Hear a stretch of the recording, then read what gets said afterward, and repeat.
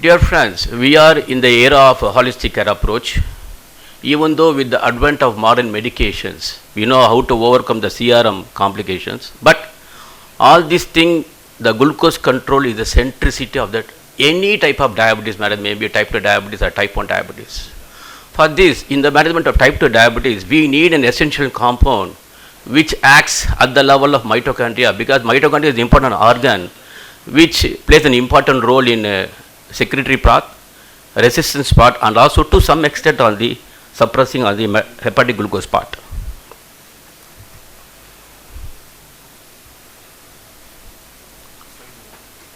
So what is the role of immunoglobulin? Because we have a lot of compounds, right, from the metformin, now in the era of both GL, like our teacher Asirvadam and Adian was telling about the GLP and GIP era, and now you're going to have Rutrapatar also having both GLP, GIP as well as the glucagon receptor agonism.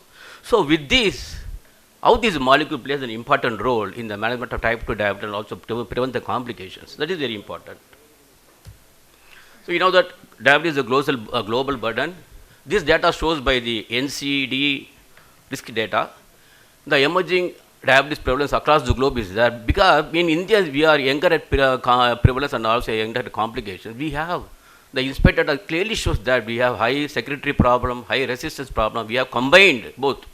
So we are made culprit for the adiposopathy. We are younger at complication, younger at prevalence also.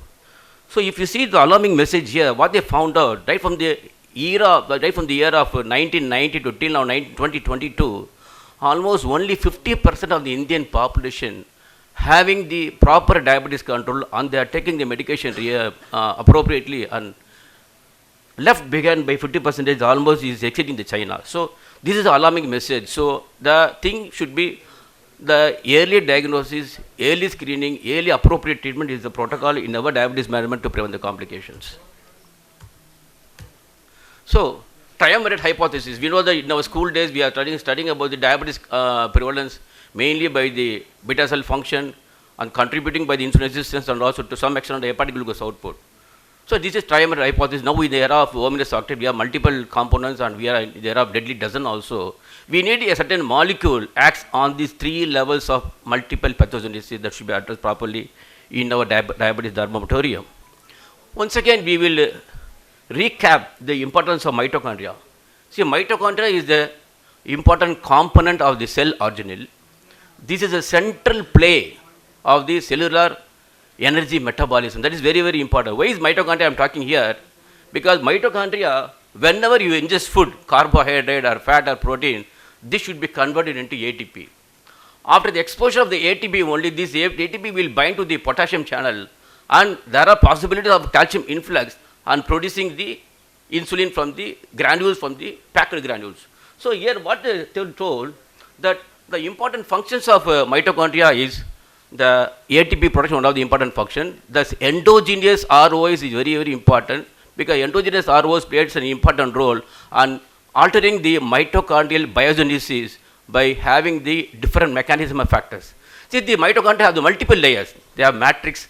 In the matrix only the glucose enters, because the glucose is independent, because the insulin independent. It enters to the GLUT2 receptors. This glucose enters into the mitochondrial matrix and converts into the ATP by means of multiple pathways involved in the intermembranous pathway, outer membranous pathway, and inner membranous pathway. So this leads to the various electrons transport and packed proton transport by complex 1, complex 2, complex 3, and complex 4 and 5. And this is pushed to the outer membrane to form the ATP generation by means of the two important enzymes, coenzyme Q2 as well as the cystatin C. I don't want to dwell in this message, because the important biochemistry as well as integrating with the physiology, that is the important basic message that we studied in our MBBS first year itself. So what is the relationship between the diabetes prevalence and mitochondria?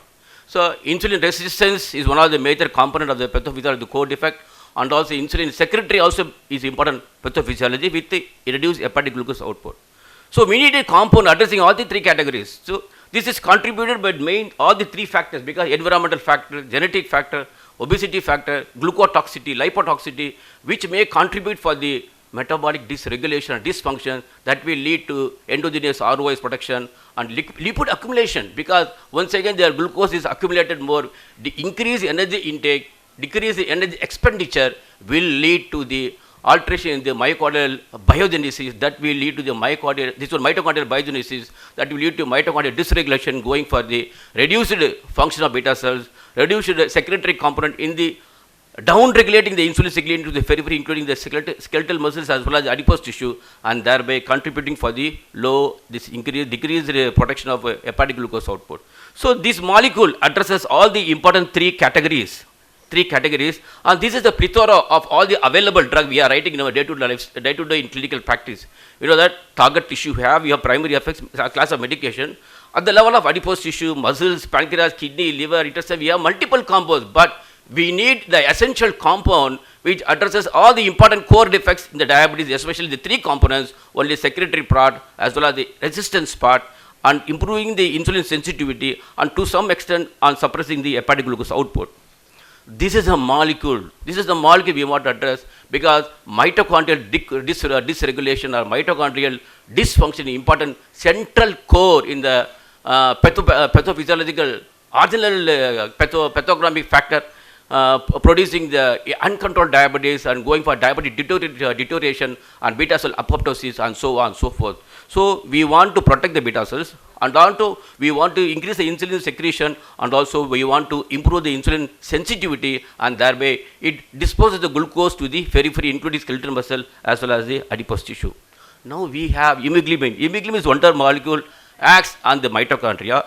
This includes the mitochondrial bioenergetics that improves the myocardial biogenesis pathways, and thereby having the important outcome on the ATP production and so on and so forth. So this is a Japanese molecule. I don't want to dwell in this. It's a differential mechanism of action, improves the beta cell function and insulin secretion, improves insulin sensitivity, and also reduces the hepatic glucogenesis. You may be asking that, Kannan, you have any clinical data with this? We have the huge data from the Japanese data, the premium landmark data with the times 1, time 2, and times 3. I want to allude over the important data on this. This is a mechanism of action. The simple mechanism of action. See, my dear friends, the glucose enters into the beta cell only by the insulin. If insulin have, the glucose doesn't enter, and the ATP production will not be there. Because the glucose may act in the GLUT2 transporter also. GLUT2 also important factor because GLUT2 doesn't require any insulin.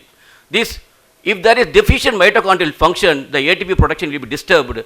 But in the hemoglobin, you say the mechanism of action will be altered because it enters the hemoglobin pathway by means of salvage pathway. This salvage will enhance the NADP activity by means of producing both NAD and NADH2, and thereby producing the efficient ATP molecule. This efficient ATP will bind to the potassium channels, and these potassium channels closer will increase the cellular action potential, and depolarization take place, and ultimately the insulin will be secreted from the packed area, and the beta cell also prevented to some extent. So this is a wondering mechanism of action by the hemoglobin. Hemoglobin by means of salvage pathway increase the NAD activity and also increase the NAMPT activity and improves the calcium mobilization, and thereby it improves the beta cell function. On the other hand, this is very, very important molecule, my dear friends, because this suppresses the ROS activity, and also this minimizes the membranous pore leak from the mitochondria by means of lowered action of the complex 1 activity and enhancing the action of the complex 3 activity, because this has to push to the complex 4 and complex 5 by pumping the ATP from the generating molecule from the mitochondria, and thereby releasing insulin, improves the insulin secretion, suppresses the insulin, increases the insulin sensitivity effect, and also suppresses the hepatic glucose output. So it addresses all the important targets of the organs, hepatic glucose output reduced, and there is improvement in the insulin signaling, and thereby there is increased glucose uptake to the skeletal muscle, and there are certain data over the insulin secretion of the beta cells, and we can protect the beta cell mass also with this molecule as a means of protecting the myocardial energetics, myocardial biogenesis, and improves the fission of the mitochondria, and also it limits the DNA alteration by means of appropriate mutations. So this molecule improves the insulin sensitivity, suppresses the glucogenesis, suppresses the oxidative stress, because increased endogenous production will lead to oxidative stress. This oxidative is important marker for the microscope complication going for major complication, and decreases the cardiovascular and improves the cardiovascular morbidity and mortality. To some extent, improvement in the mitochondrial function, and also it reduces the beta cell apoptosis.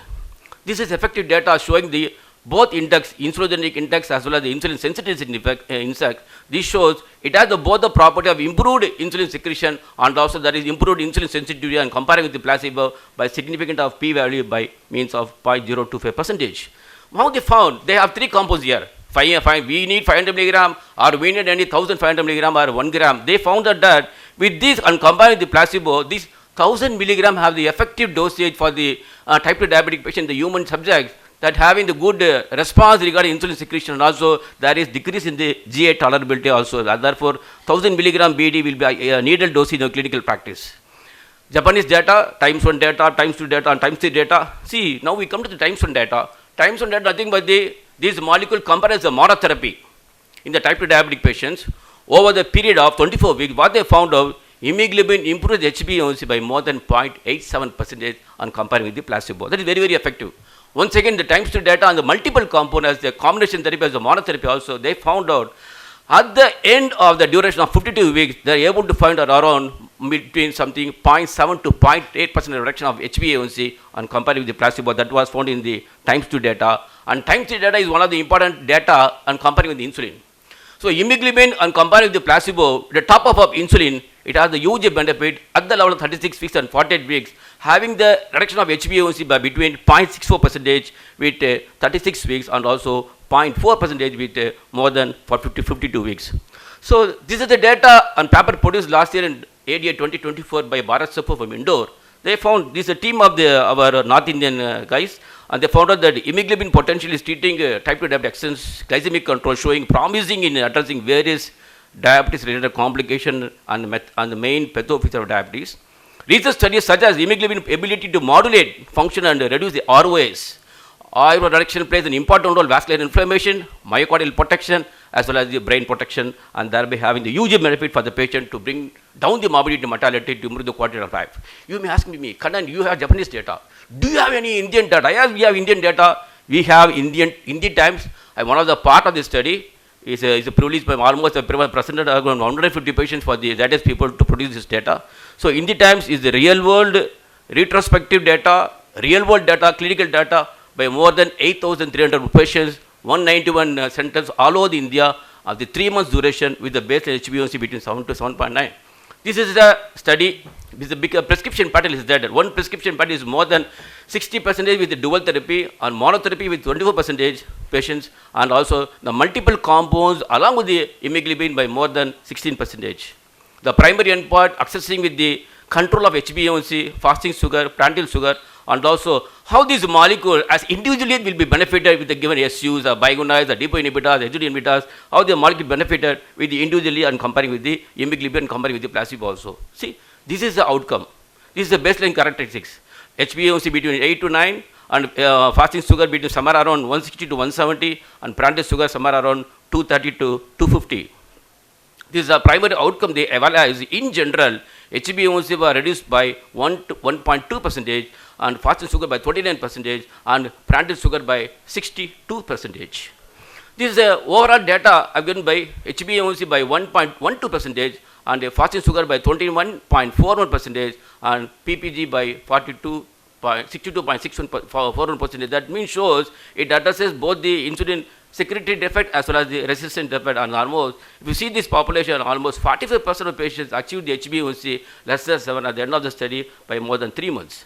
So higher the HbA1c, higher the baseline control and lower the HbA1c, also they have control between 7 to 8%, between 0.81%. So they found in the treatment, per treatment groups like monotherapy treatment group, how they responded, dual treatment group, how they responded, triple treatment group, how they responded. So they are high the HbA1c, they have either reduction by 1.2% and either HbA1c in dual therapy also they are very good responses and also triple therapy also they are very good responses. Like that in the per treatment group, that is monotherapy, dual therapy and triple therapy, having the fasting sugar level significant somewhere around 52 to 70% and also post-prandial sugar level significant by around 150 to 180% they are able to see with the hemoglobin data and comparing with the placebo data. So once again, this molecule and combining with the SUs, this molecule with the biguanides, depot inhibitors, SGD inhibitors and insulin, how they found out regarding HbA1c reduction, higher the HbA1c, higher the reduction will be there, and lower the HbA1c, also the reduction between 0.6 to 0.8 and comparing with the placebo. So once again, hemoglobin comparison mean changes in HbA1c range across the overall study population and hemoglobin therapy subgroups. What they found out overall study, HbA1c higher, higher HbA1c reduction, HbA1c lower also they found out lower HbA1c reduction. Once again, regarding with the fasting sugar level, somewhere between 100 to 150, then more than 150, the more than 200, higher the fasting sugar, the higher the reduction was able to see, and higher the postprandial sugar also, they are able to see the postprandial regulation of sugar, were able to see in the hemoglobin data and in the times data and compare with the placebo by more than 34 weeks. So they found that these are observation data, whether this molecule having the good efficacy and safety, whether this molecule any complications regarding the hepatitis they have any alteration in the lipid metabolism, or they have any alteration in the nephronic problem, they found out there was reduction numerically in the SGOT and SGPT level also, and there was significant improvement in the lipid profile content, there is improvement in the HDL, there decrease in the HDL, LDL, and also total cost reduction and TG reduction was able to see between somewhere around 25 to 30 milligram were able to see overall period of more than 3 months.